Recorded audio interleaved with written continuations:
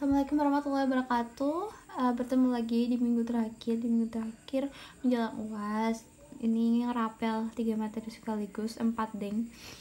Jadi ini manajemen keuangan. Kita akan belajar tentang capital structure, policy and dividend policy. Jadi kayak kebijakan doang sih. Semoga aja ini juga nggak masuk di esai, cuma masuk di bagian ganda. So enjoy it. Apa yang bakal kita bahas? Ini agak susah karena tebel banget, jadi ya udahlah ya. Sebentar.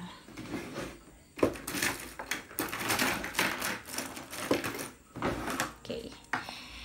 Learning objection kita yang pertama menjelaskan struktur modal perusahaan. Kita udah belajar ini di the cost of capital ya. Jadi kayak kita review lagi tapi kayak strukturnya. Sama sih kemarin juga strukturnya. Jelaskan mengapa perusahaan memiliki struktur modal yang berbeda dan bagaimana struktur modal memengaruhi biaya modal terhadap tertimbang perusahaan. Rata-rata teman tuh ya CC kan, jangan lupa kan kalau misalnya kenapa tuh setiap perusahaan tuh beda strukturnya. Yang kayak aku bilang kemarin tuh ada 3 kan, kalau nggak salah debt, terus equity-nya ada 2, saham sama ekuitas biasa, common stock gitu ya. Nah terus jelaskan beberapa perbedaan mendasar dalam industri yang mendorong perbedaan dalam cara mereka membiayai investasi. Nah, gunakan alat dasar ini analisis keuangan untuk menganalisis keputusan pendanaan perusahaan. So far ini tuh kayak kita mereview aja, tapi ini lebih menitik beratkan kebijakannya ya, selesai. Nah, sekilas pilihan struktur modal dalam praktek. Salah satu tugas utama manajer keuangan adalah mengumpulkan modal untuk membiayai investasi perusahaan. Tujuan utama dari manajemen struktur modal sendiri adalah memaksimalkan nilai teori hutang dan ekuitas perusahaan yang beredar. Campuran pembiayaan yang dihasilkan yang memaksimalkan nilai gabungan disebut struktur modal optimal. Nah, menentukan struktur modal perusahaan. Struktur modal perusahaan terdiri dari ekuitas pemilik utang, ekuitas pemilik dan utang berbunga termasuk pinjaman bank dan jangka pendek. Kalau misalnya ditambah kewajiban bunga perusahaan seperti hutang dagang, menjadi struktur keuangan perusahaannya adalah praktik umum untuk menggambarkan struktur keuangan perusahaan member utang. Nih, ini rasio utang debt ratio seperti total liability dibagi total aset. Gampang ya, masih awal-awal. Nah, kita dapat mengukur penggunaan pembiayaan utang oleh perusahaan menggunakan debt to enterprise value. Jadi kita akan kita bisa tahu nih rasio utang, pembiayaan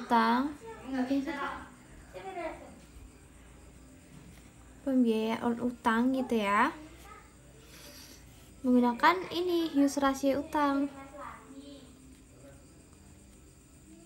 Nah, menentukan struktur modal perusahaan. Nilai buku utang berbunga meliputi ini debt, aset, current maksudnya. Current and then ini long term ya. Long term atau notes gitu biasanya, not pay. Ada maksudnya. Tuh, gitu ya.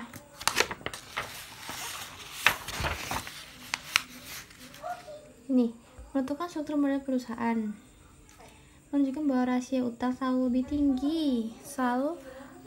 tinggi dari nilai utang terhadap perusahaan. Ada 2 alasan untuk menunjukkan bahwa rasio utang itu selalu lebih tinggi ya dari nilai utang terhadap perusahaan.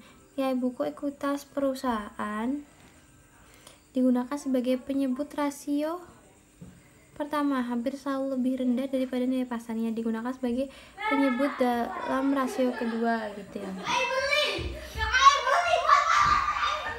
Nah, utang bersih digunakan dalam pembilang rasio nilai utang terhadap perusahaan hanya mencakup utang berbunga, jadi pembilangnya lebih besar dan menyebutnya lebih kecil dalam rasio daripada rasio utang nilai perusahaan.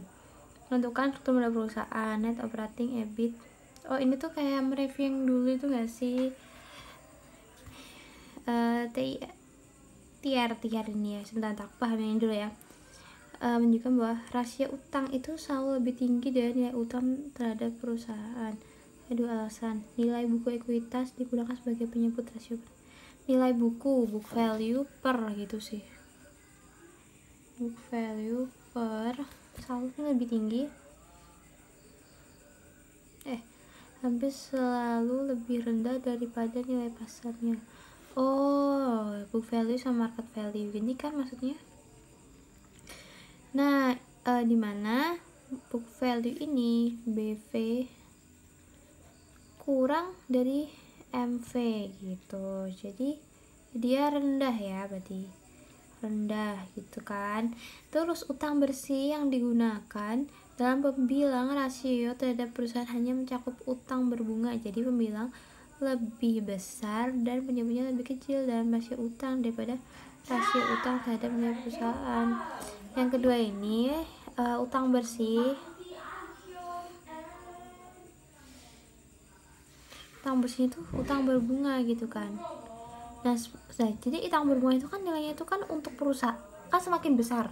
Nah, itu untuk perusahaan tuh mengukurnya itu adalah nilai yang merugi gitu, karena utang bunganya besar, rugi gitu ya. Jadi nilainya semakin kecil.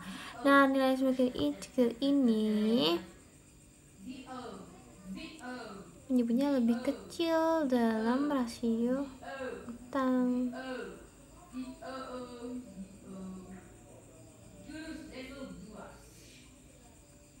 Oh, maksudnya kebalik, ini maksudnya utang berbunga itu lebih besar gitu ya, lebih besar. Terus rasio utang terhadap nilai perusahaan rasio utang itu lebih rendah gitu kan. Nah, sehingga nanti akan lebih besar tuh.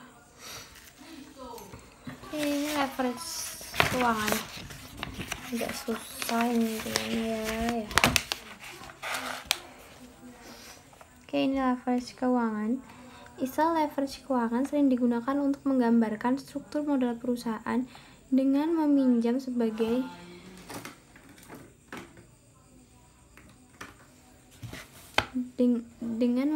sebagian modal perusahaan pada tingkat bunga tetap. Perusahaan dapat memanfaatkan tingkat pengembalian yang diperolehnya dari total modalnya menjadi tingkat pengembalian lebih tinggi atas ekuitas. Misalnya, coba contohnya aja nih. Aku juga bingung. Leverage itu apa sih? Kita lihat di misal ini ya. Jika perusahaan menghasilkan 17% dari investasinya dan hanya membayar 8% dari uang pinjaman, selisih 9% diberikan kepada pemilik perusahaan. Itu sebenarnya leverage keuangan yang menguntungkan.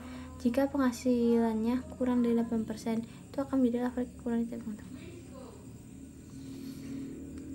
Kan investasi 17% gitu. 8 tambah 7 ya, 8%, 9%. Ini dibagi 2, 8,5%.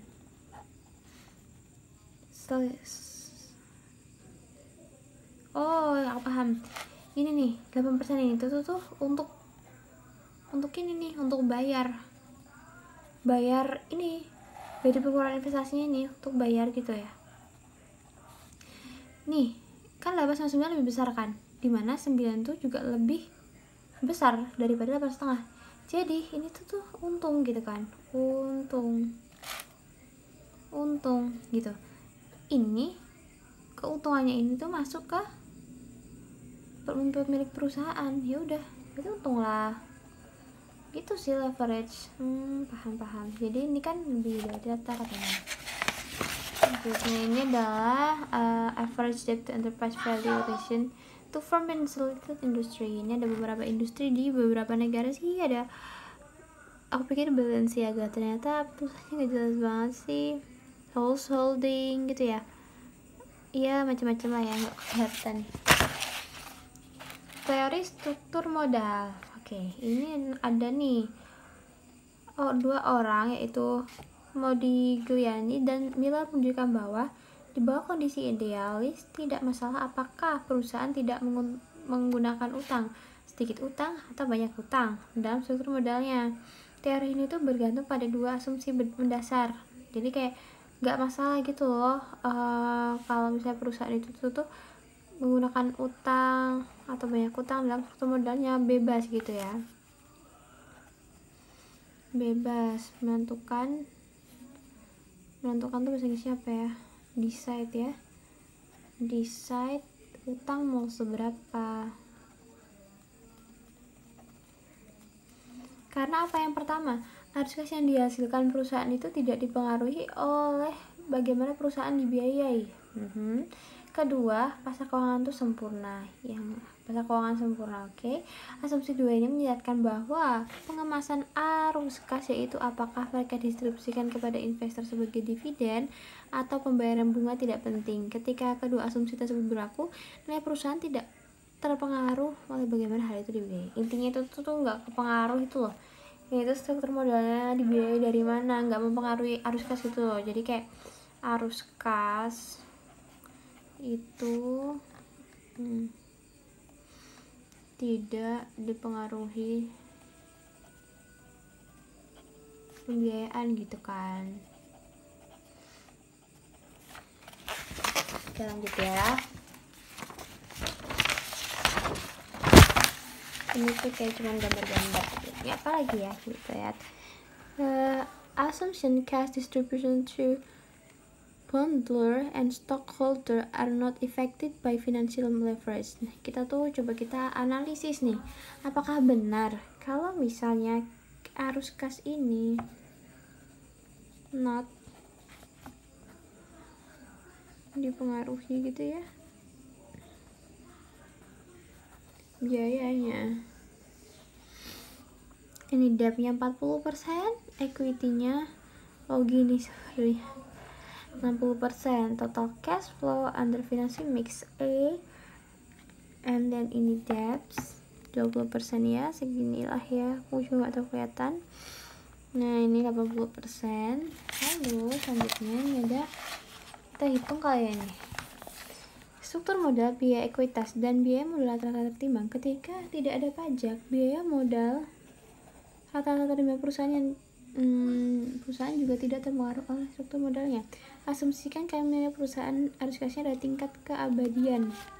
Nilai perusahaan kemudian diwakili oleh persamaan berikut. Oke, kita lihat firm value adalah firm cash flow dibagi WACC-nya. Arus kas dibagi WACC. Kalau firm cash flow ini tuh menandakan arus kasnya ini kalau yang WACC itu tuh struktur modalnya. Itu adalah sebuah nilai perusahaan ketika mereka itu menjadi terpengaruh satu sama lain. Ini dia rumusnya, cost of debt dikali debt to value ditambah cost of equity dikali equity to value.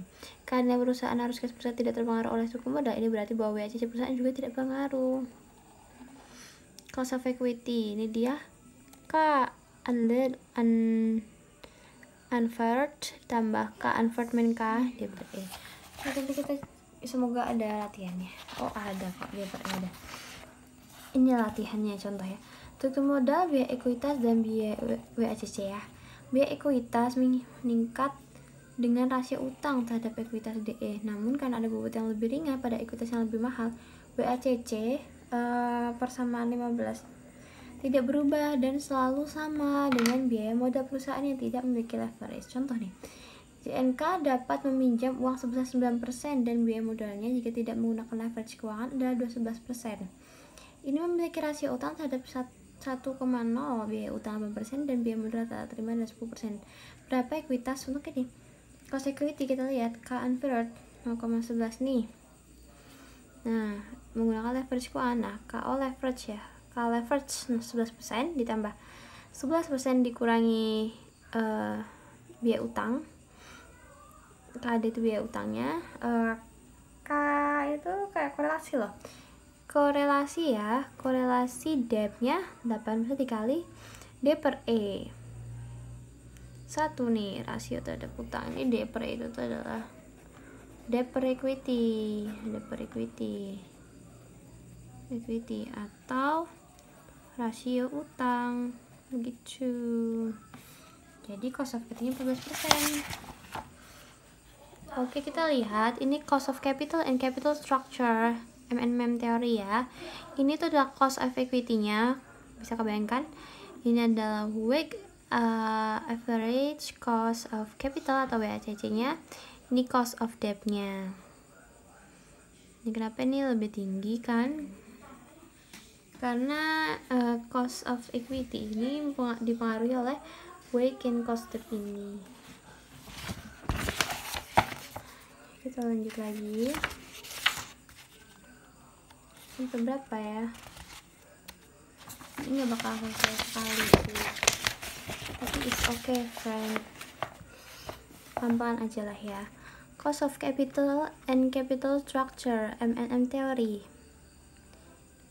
Ini tuh debt of equity-nya ketika 0,0, WACC-nya 10%, cost of debt-nya 8%, cost of equity-nya 10%. Kita lihat dia akan naik seiring kenaikan dari si debt to equity-nya, rasionya. Nah, ini tuh rumusannya. Terus kita tanya, mengapa struktur modal itu penting dalam kenyataan? Nah, manajemen sangat peduli tentang bagaimana perusahaan mereka dibiayai.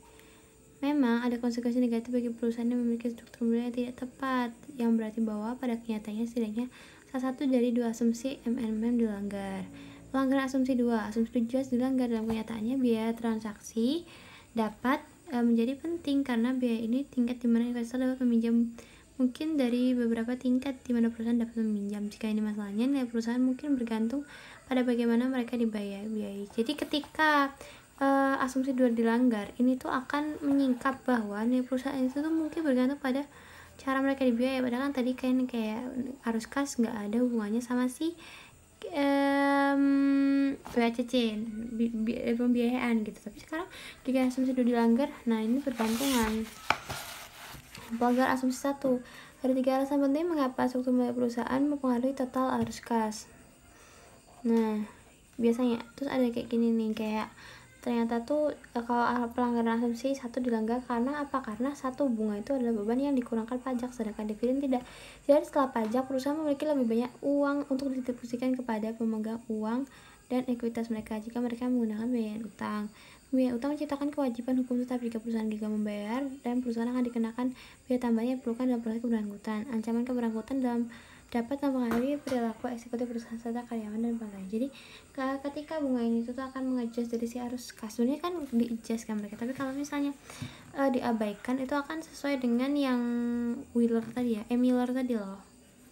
Nah ini ya, kalau ini tuh akan kalau misalnya ada bunga gitu kan, bunga dan pajak ini akan mengurangi distribusi. Nah ketika jadi setelah pajak perusahaan tuh ada lebih banyak uang untuk distribusikan kepada si debiturnya tadi gitu.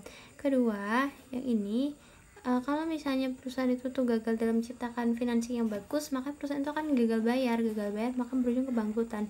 Yang ketiga, kebangkrutan ini akan menyebabkan ancaman bagi karyawan dan pelanggannya gitu. Oke, pajak perusahaan dan struktur modal. Di Amerika Serikat, pembayaran bunga dapat dikurangkan dari pajak, tapi dividen tidak. Jadi intinya kita tuh kiblatnya USA ya. Jadi intinya kalau misalnya bunga itu kena pajak, sedangkan dividen itu tidak dikenakan pajak, gitu ya. Tax, gitu ya. Consider two firm entities in every aspect for the capital structure.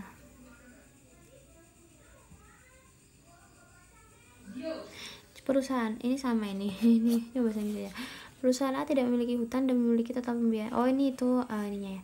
Tarif pajak 25%. Terus perusahaan memiliki pendapatan operasional 200.000. Perusahaan B telah meminjam 1.000 yang membayar bunga 5% dan mengumpulkan sisa 1.000 dengan ekuitas. Perusahaan A tidak memiliki hutang dan memiliki total pembiayaan sebesar 3.000.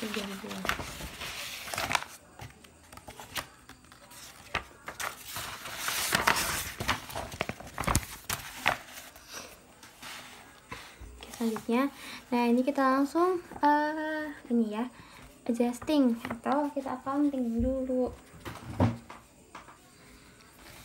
Pajak perusahaan dan struktur modal permodalan. Tadi ada form A dan form B ya. Ini nggak terlalu kelihatan sayang sekali. Ini ketika EBIT-nya tadi ada kan 200.000 ya, interest expense-nya 0, tapi ada yang 50 tadi. Terus EBT earning before tax-nya 200.000, ini 150.000, income tax-nya 50.000, 3,50, 37,5. Nah, income-nya segini. Kita lihat nih. Perhatikan bahwa perusahaan B membayar 37,5 dalam bentuk pajak, yaitu 12,5 lebih kecil dari perusahaan A. Ini adalah hasil dari laba biaya perusahaan B 350 yang dibayarkan dalam bunga yang dapat dikurangi dari pajak tadi.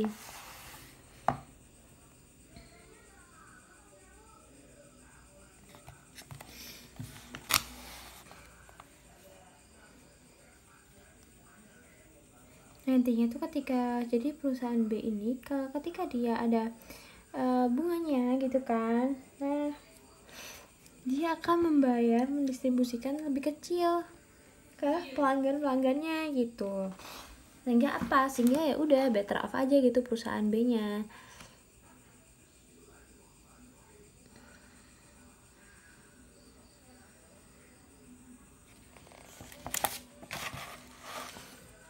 Pajak perusahaan struktur modal 12,5 dapat kalkulasi dari pajak tadi kan 0,25% dikali 50 ini disebut sebagai penghematan pajak bunga. Kata pajak ini nilai bagi perusahaan dan memberikan safety pada perusahaan untuk memasukkan lebih banyak utang. Nah ya tadi kan kita dapat telusuri ini dapat dari mana gitu. Pajak perusahaan dan WCC, pengurangan pajak di beban bunga menyebabkan biaya modal rata-rata di perusahaan menurun karena tingkat mencakup lebih banyak dari struktur modal.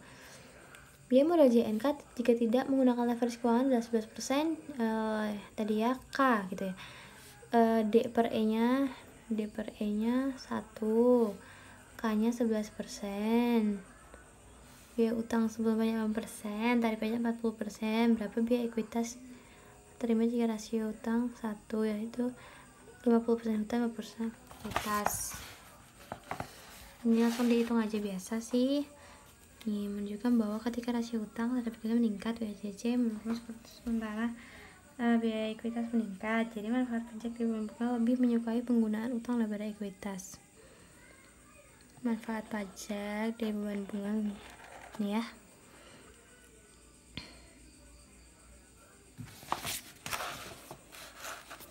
Ini tadi gambarannya, langsung bekerja.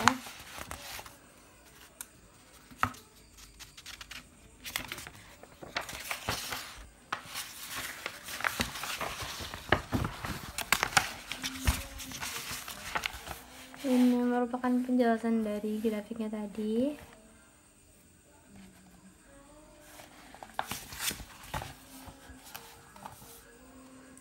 Biaya kepailitan dan kesulitan keuangan. Meskipun untuk memberikan penghematan pajak yang berharga, perusahaan tidak dapat ini tadi loh, kalau ada bunga gitu kan, pajak di jasa pajak. Nah nanti kan distribusinya kepada pelanggan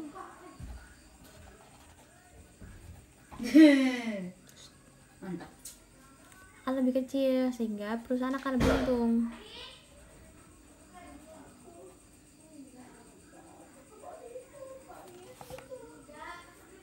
Melebihi kemampuannya untuk menghasilkan utang tunai, perusahaan perlu membuat kesepakatan dengan para bank dan bank obligasi untuk merestrukturisasi utangnya, akan menghemat keanggotaan menggunakan kesulitan. Nah ini dia, ini adalah mengantisipasi yang namanya biaya kebangkitan. Teori trade-off dan struktur modal kapital. Dua faktor dapat memiliki dampak material pada peran struktur modal dalam menentukan nilai perusahaan. Beban bunga dapat dikurangi dari pajak, manfaat utang. Hutang membuat lebih mungkin bahwa perusahaan akan mengalami biaya kesulitan nih. Perusahaan harus menukar keuntungan dari kerugian dari hutang saat membuat keputusan pendanaan. Oh ini trade-off-nya gitu loh teman-teman. Jadi kayak ketika beban bunga itu dapat dikurangi dari pajak, itu manfaat hutang. Tapi hutang membuat mungkin bahwa perusahaan akan mengalami biaya kesulitan keuangan gitu ya. Nah penurunan hutang. Nah perusahaan itu dapat menukar keuntungan.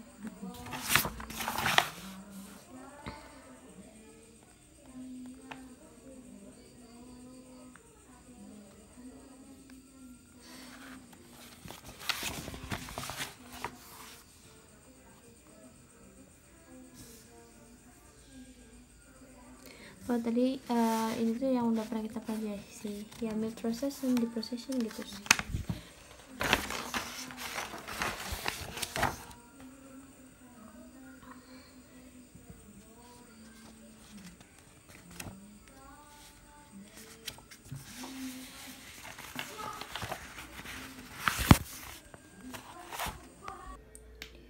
Jadi tuh ada teori trade off gitu ya, antara ketika perusahaan itu mau memaksimalkan atau mengoptimalkan modal mereka. Nah, yang pertama itu beban hutang. Beban bunga. Beban bunga dari hutang tersebut. Nah, kalau misalnya si hutang ini itu bunganya itu terlalu besar gitu kan ya. Ini tuh juga bahayanya tuh karena apa ya? Nah, karena implikasi beban bunga yang terlalu banyak ini tuh akan menyulitkan perusahaan dalam mengimbangkan arus kasnya gitu. Nah, hutang ini itu kalau beban bunga yang besar ini kan karena beban hutangnya juga besar gitu kan ya.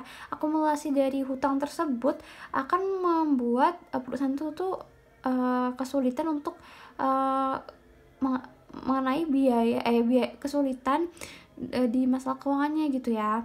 Nah, jadi tuh bingung tuh perusahaannya. Nah, jadinya perusahaan harus menukar keuntungan dan kerugian dari hutang saat membuat keputusan pendanaan supaya tetap kayak stabil gitu. Jadi kayak mau besar tapi itu juga bahaya buat kepiawaian perusahaan gitu ya.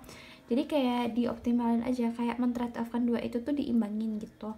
Nah, ini coba evaluasinya.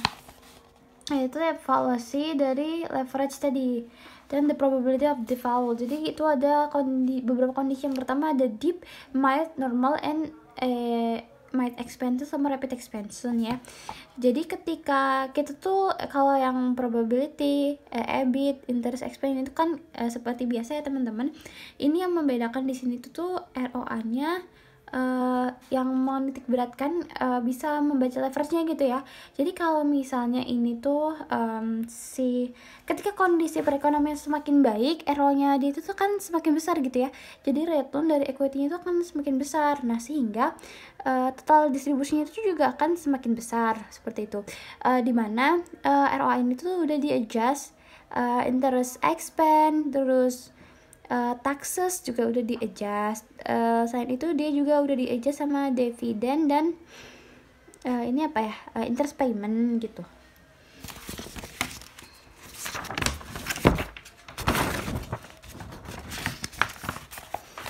Ini dia menyederhanakan perlakuan pajak atas penghasilan dalam contoh ini dengan mengabaikan ketentuan atau carry forward atau carry back dari kode pajak yang akan memungkinkan perusahaan yang menderita kerugian untuk membawa kerugian tersebut kembali untuk mengurangi pajak yang dibayarkan pada periode sebelumnya atau meneruskan kerugian mengurangi pajaknya di periode mendatang. Misalnya, pada panel B, ketika dalam keadaan resesi yang dialami, perusahaan itu memiliki kerugian kena pajak 40. Kita lihat tuh kerugian kena pajaknya itu 40 ya, yang panel B. Nah, ini dia, kerugian pajaknya 40. Nah, yang dapat digunakan untuk mengurangi penghasilan kena pajak dari periode sebelumnya atau periode masa depan yang menyelamatkan 25% dari kerugian pajak atau 11-10. Mau teman-teman, nah ya gitu lah. Nah, oke, selanjutnya, nah itu adalah gambaran tadi. Jadi berbeda dengan teori pertama, di mana teori pertama itu kan kita tahu seperti ini kan gambarnya, di mana teori pertama itu tidak mengkaitkan bunga gitu dengan mengaitkan antara biaya arus kas terhadap BACC-nya gitu ya. Jadi kayak dia tetap stagnan aja. Tapi ini ketika si after tax cost-nya tinggi, maka BACC-nya juga ikut tinggi kayak gitu. Nah, ini tuh akan mempengaruhi biaya agensi. Jadi ketika sering dikatakan manajer perusahaan dengan arus kas tinggi cenderung mau jadi puas kontrol uang itu, mungkin terlibat dalam pengeluaran yang sia-sia. Pembiayaan utang dapat membantu mengurangi biaya agensi. Misalnya nih, pembiayaan utang menciptakan kewajiban dolar tetap akan mengurangi kontrol diskresioner perusahaan atas uang tunai, dengan demikian mengurangi pengeluaran yang sia-sia. Nah, jadi ketika kita tuh hutangnya lebih banyak, maka kita arus kasnya akan lebih sedikit. Nah, ketika uang lebih banyak itu kan kayak kita akan lebih mudah mengeluarkan uang. Ketimbang contohnya aja sih gini sih. Ketika kita uang itu 100.000 dipegang, terus 500.000 disimpan di ATM kayak gitu.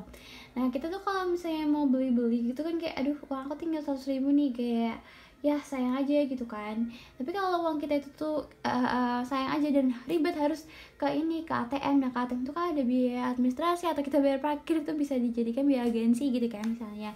Tapi ketika kita uangnya itu kita bener-bener save 500.000, kita tidak ketika kita 500.000-nya maksudnya beli di tangan, ya udah kita ambil aja, kita beli sesukanya gitu. Jadi emang akan mengurangi pengeluaran yang sia-sia kayak gitu kalau ketika uangnya itu tuh investasikan di utang begitu. Kita akan belajar teori yang Myers ya. Membuat pilihan pembiayaan ketika manajer lebih diinformasikan daripada pemegang saham. Nah, manajer itu enggak menerbitkan saham ketika merasa harga terlalu lebih rendah. Menerbitkan saham juga berarti memegang kendali. Untuk kedua alasan tersebut, perusahaan sering lebih memilih untuk meningkatkan modal eksternal dengan utang daripada ekuitas. Jadi itu sebenarnya kalau mengeluarkan saham itu tuh lebih susah loh daripada utang kayak gitu kan. Jadi kalau utang tuh kan kayak kita mau utang terus kayak bunganya udah pasti gitu ya, inflation rate atau fixed rate gitu udah pasti. Tapi kalau ketika kita menggunakan saham itu tuh kadang gini loh, kayak waktu pertama-tama dikeluarkan perusahaan mengeluarkan saham itu harganya akan anjlok karena itu kan saham baru yang otomatis kuantitinya tuh nggak terlalu banyak gitu ya, nggak terlalu banyak beredar karena baru. Nah ketika baru kayak harga masih normal gitu, baru maka banyak yang mau tuh karena kayak itu sabar katanya itu prosesnya bagus ya, dibeli hingga harganya tinggi nih. Nah ketika harga tinggi ini nih, si manajer perusahaan itu manajer investasi itu akan kayak wah banyak banget yang ini, aku akan tinggiin lagi deh harganya gitu. Nah karena ketinggian ini supply-nya akan price-nya ini akan turun gitu, sehingga rate-nya itu nggak pasti, kadang naik kadang turun. Jadi lebih enak kalau misalnya ekuitasnya itu taruh di debt daripada taruh di common stock atau preferred stock gitu. Nah Mbak Nindya sebenarnya menyarankan bahwa karena masalah informasi yang muncul ketika perusahaan menerbitkan ekuitas, perusahaan cenderung memenuhi urutan kekuasaan. Nah ini dia ini jadi itu translate aja. Jadi diurutin gitu gimana ketika perusahaan itu punya project. Jadi yang pertama dia andalkan dari kas internal, sumber pendanaan internal ya. Kedua kita terbitin obligasi. Kalau obligasi itu tuh kayak yang lebih jelas gitu juga, kayak hutang tuh bedanya. Kalau hutang tuh kita minjem, kalau obligasi itu mereka yang minjem ke kita gitu, tapi kita juga ngebayar interest dari obligasinya itu sendiri. Jadi terus yang ketiga hutang. Nah yang keempatnya sekuritas hibrida itu kayak saham tadi yang kayak lebih susah, makanya dia di poin keempat ya, kayak saham preferred, convertible atau debts atau notes payable gitu kan. Terus keadilan. Oke, lanjut lagi. Dan di sini tuh ada implikasi manajerial. Jadi ketika tingkat hutang lebih tinggi dan struktur modalnya dapat mengutamakan perusahaan karena penghematan pajak karena bunga atas hutang, perusahaan dapat dikurangi dari pajak dan perusahaan mengurangi biaya gaji yang tadi. Yang kedua, tingkat hutang lebih tinggi mengakibatkan mungkin biaya kesulitan keuangan, mengimbangi manfaat biaya gaji dari hutang. Jadi ketika hutang tinggi nih, pajaknya itu akan lebih sedikit gitu ya. Nah biaya gaji juga akan turun. Nah, financing difference tapi ini juga akan meningkatkan namanya financing distress cost. Jadi itu ada kedua track tadi. Ini ketika si grafik itu tuh sudah lebih kompleks, jadi menggabungkan beberapa elemen analisis gitu. Nah ini tuh ininya apa? Nah ketika itu tulisannya apa ya? Ini depth-nya ya. Ini adalah sensitivity analysis. Ini skenario 1, skenario 2 dan skenario 3 gitu. Intinya tuh apa, ini gini teman-teman. Nah, ketika perusahaan itu dia ingin berinvestasi di sini, nah dia masih untung, tapi dia belum optimum kalau investasinya di sini.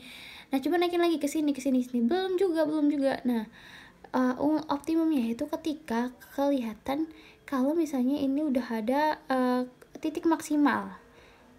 Titik maksimal di sini. Nah, di sini adalah maksimum perusahaan tuh bisa berinvestasi, bisa berutang gitu. Nah ketika dia tuh utangnya lebih besar, nah ini akan turun gitu, kalau turun nilai manfaatnya. Karena apa? Karena itu akan berisiko pada perusahaannya kayak gitu. Oke, lanjut ya. Kalau kita kode suara dulu deh.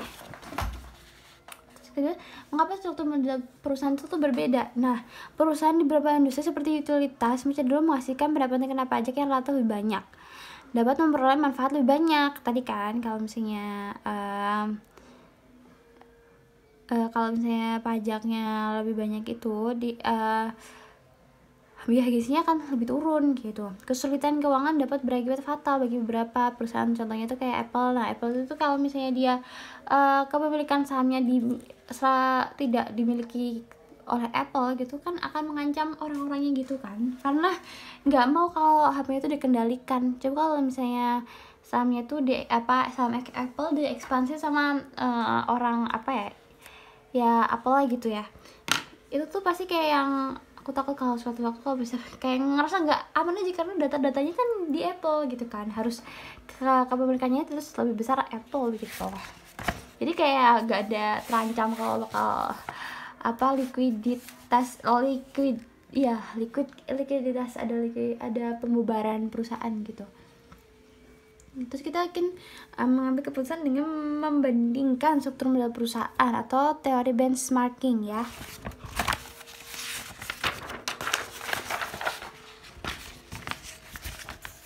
Ini membandingkan apa aja?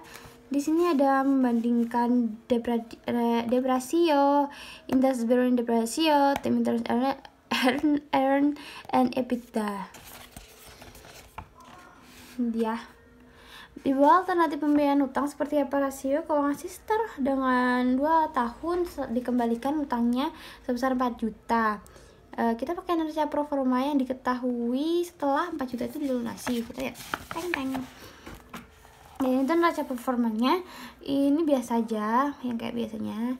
Ini before after. Nah, ini aku highlight yang beda aja ya.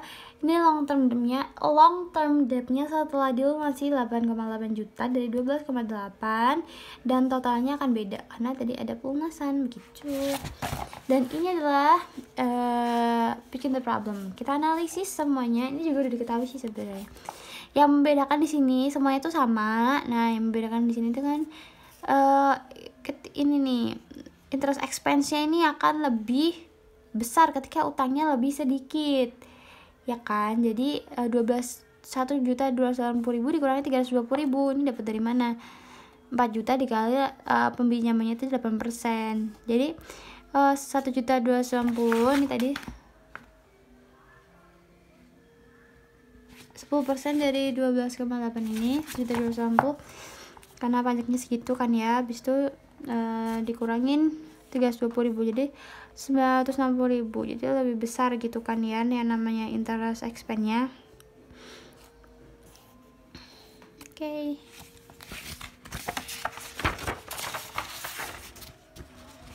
Nah, ini tadi gambaran yang aku bilang.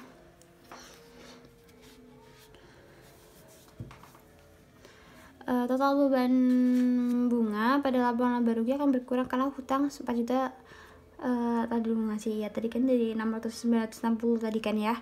Nah, beban bunga itu berkurang 320.000. Ini udah aku pasang tadi. Ini penyelesaiannya, kita langsung aja ke solve-nya ini.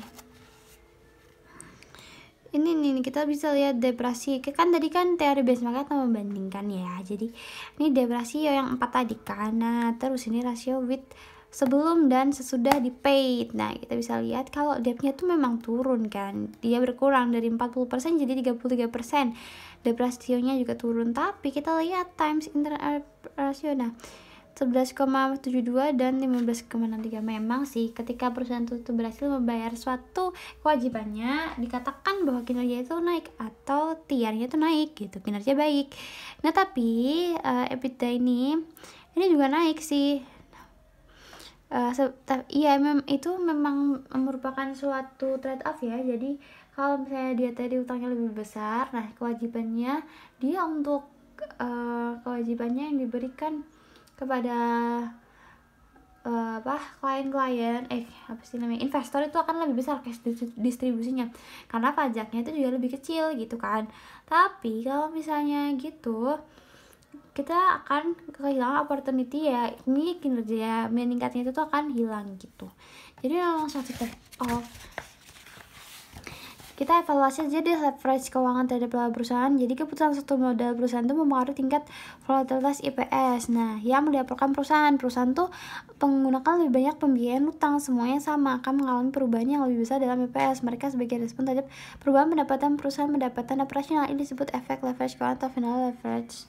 efek atau EPS. Jadi ketika debt financingnya itu tuh naik, nah EPS itu akan mengalir lebih besar gitu.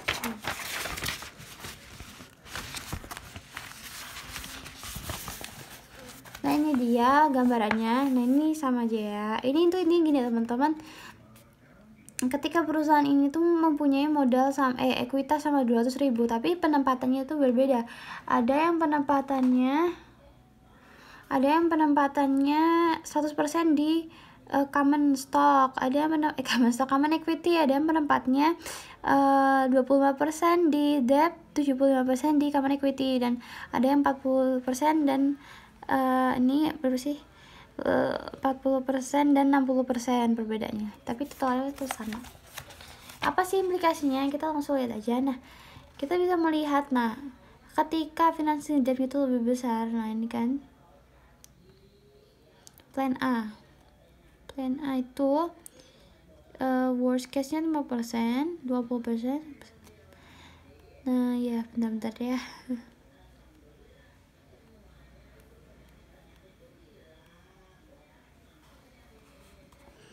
Oke, ketika debt finansinya lebih besar, nah kita lihat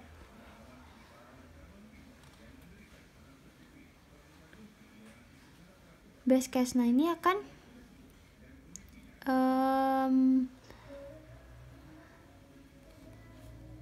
EPS tuh lebih swing gitu, lebih besar, lebih baik.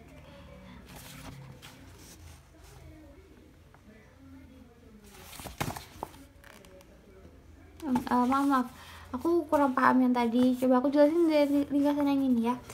Financial leverage dan the volatility of EPS. Tabel di bawah ini juga menggambarkan dampak leverage keuangan terhadap volatilitas laba per saham. Jadi worst case nya EBIT 10.000, 40.000, sama ini adalah change in EPS nya. Kita bisa lihat di sini, jadi semakin besar yang namanya change semakin besar change in EPS nya ini terhadap peningkatan EBIT nya, itu akan semakin besar EPS nya. Jadi ketika EBIT tinggi, perusahaan dengan leverage yang lebih tinggi akan merealisasikan EPS yang lebih tinggi. Namun jika EBIT turun, perusahaan juga leverage keuangannya itu akan mengalami penurunan sejumlah sebesar EPS daripada perusahaan itu kurang mengandalkan leverage keuangan.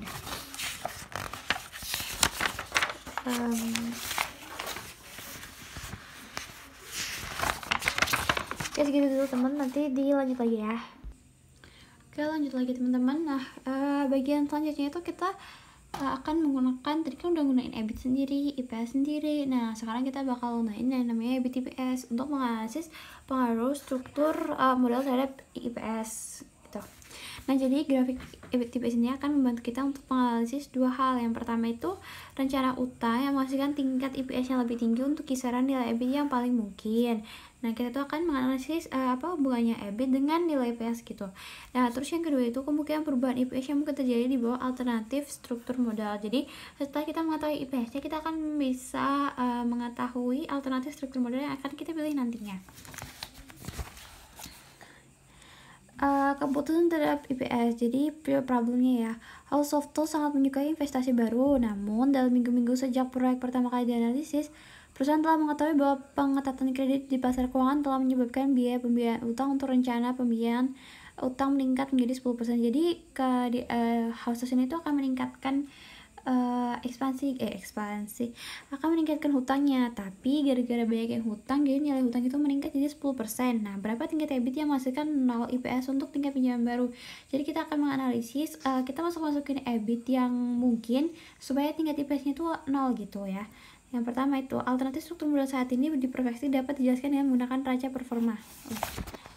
Udah, wah, udah. Ini raca performanya tuh ini ya. Jadi yang ini current capital, ini yang with new debt. Jadi yang membedakan ini 50.000 ada debt baru, terus sekarang totalnya jadi 250.000 gitu. Sedangkan common share outstanding itu tetap 1.500. Nah, struktur modal perusahaan akan mempengaruhi baik IPS untuk tingkat tertentu pendapatan operasi atau EBIT dan volatilitas perubahan EBIT sesuai dengan perubahan EBIT. Kita dapat menggunakan laporan laba rugi performa untuk memperbaiki tingkat EBIT yang membuat perusahaan relevan dengan kinerja di masa depan. Ini dia tuh performanya. Jadi kita bisa ngelihat, kita masukin EBIT aja, EBIT-nya tuh terserah gitu ya. 5.000, 9.000, 20.000, 25.000, 30.000, 35.000.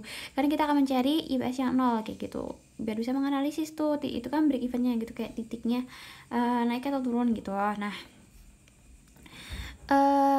terus less interest expense. Nah, interest expense itu kebetulan 9.000, dapatnya 50.000 dikali 8% ditambah 50.000 dikali 10%. Jadi interest expense itu 9.000. Terus EBT-nya itu ini dikurangin 4.000, 11.000 dikurangin aja jadi gini, earning before tax ya. Terus dikurangin tax. Nah, taxnya ini dapat dari 50%-nya. Iya kan, udah semua. Nah, net income-nya itu ketemu. Jadi dia minus 2.000, nih cuma 500. Ini dapat dari mana ya? Coba kita lihat dulu. 11.000.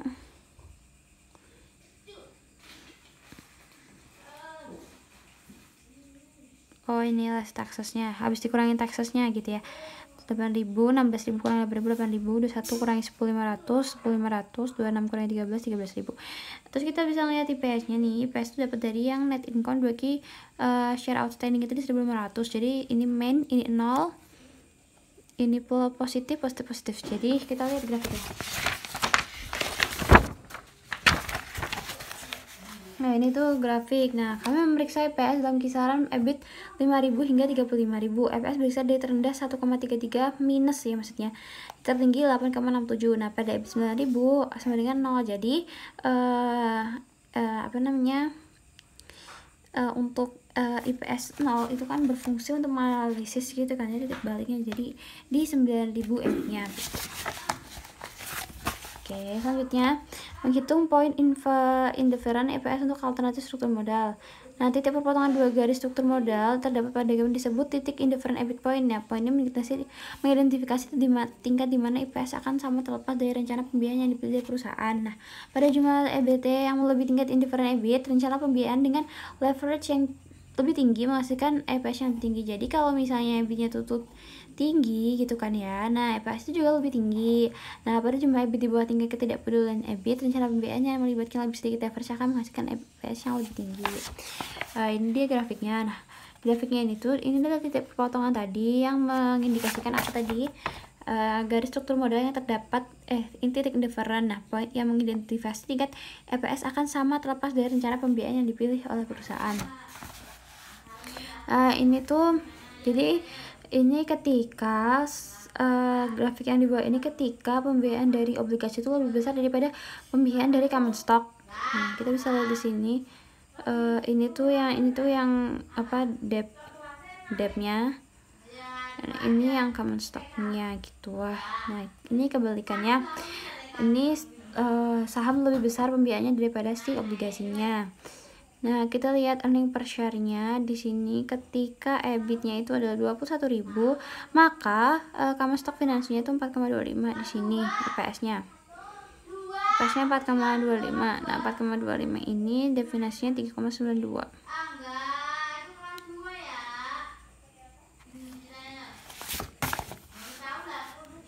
Nah, bisakah perusahaan tuh lebih memilih banyak utang? Nah, sebenarnya perusahaan itu tuh bisa loh menambah utangnya, tapi ya rasio yang lebih tinggi itu akan memungkinkan probabilitas default yang berbeda, jadi kayak lebih beresiko gitu loh.